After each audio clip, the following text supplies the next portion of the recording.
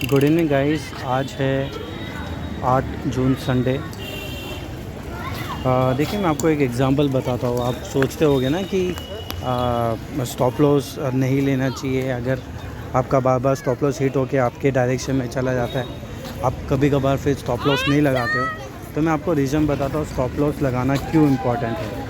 For example यहाँ पे आप देख सकते हैं, मैंने तकरीबन 375 क्वांटिटी ली थी, जिसका बाइंग प्राइस था 437 रुपीज़ और सेलिंग प्राइस है 341। आप देख सकते हैं। तो टोटल मुझे लॉस जो हुआ था वो 36,280 रुपीज़ के आसपास मुझे ये लॉस हुआ था। अब ये सोचे कि इतना बड़ा लॉस मैंने किया, तो ये वैसे मेरे रिस्क मैनेजमेंट के अनुसार ही था।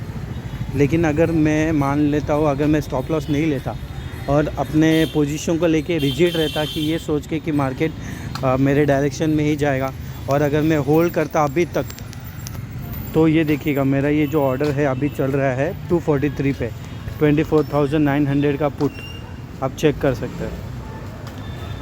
फॉर एग्ज़ाम्पल जो मैंने सेल किया था वो 341 पे था। अगर मैं कैलकुलेट करके बताऊँ 341, और अभी जो चल रहा है 243, 98 इंटू 375, सॉरी इंटू 375, हाँ लगभग 30 से 35 हज़ार का लॉस मुझे और होता।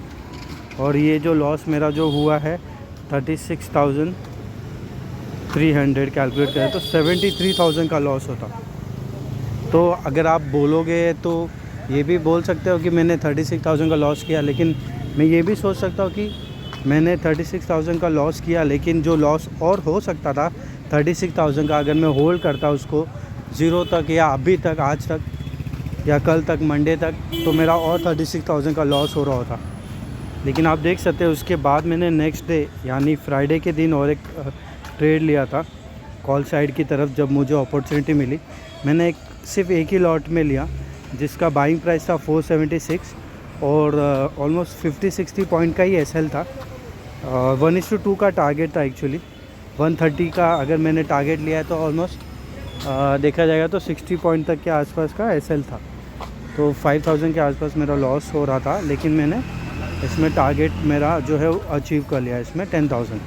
तो आप देख सकते हैं मैंने वो लॉस भी एक्सेप्ट कर लिया और यहाँ पे एक प्रॉफिट भी बुक कर लिया। तो अगर मैं उस चीज़ को होल्ड करता तो मेरा 75,000 का लॉस हो रहा होता। उसके बदले मैंने सिर्फ जो है 36,000 का लॉस भी बचा लिया, प्लस 10,000 का एक प्रॉफिट भी कर लिया। तो अभी मैं सिर्फ 30,000 के आसपास के लॉस में हूँ।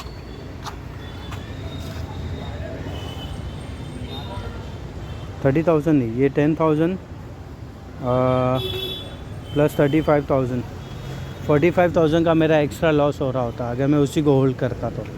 तो यही एग्जांपल मैं आपको बताना चाहता हूँ कि लॉस अगर हो रहा है, अगर आपका स्टॉप लॉस आ गया तो उसको हिट होने दो, एग्ज़िट हो जाओ और फिर एक फ्रेश माइंड से फिर से एक नया ट्रेड लो, अगर आपको कोई अपॉर्चुनिटी मिलती है तो।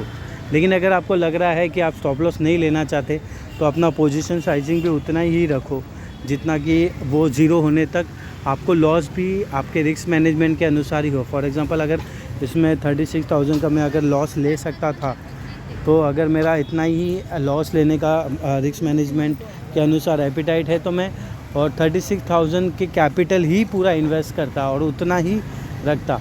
मैंने इसमें ऑलमोस्ट जो लॉस बुक किया वो 36,000 था, लेकिन मेरा कैपिटल तो उससे ज़्यादा था ना। तो वही चीज़ है। तो आई होप आपको समझ रहा होगा। अगर आपको सही लग रहा है तो प्लीज़ कमेंट करिएगा और सपोर्ट करिएगा guys.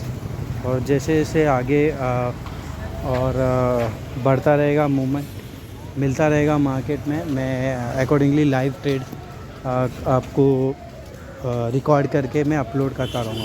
Thank you so much guys.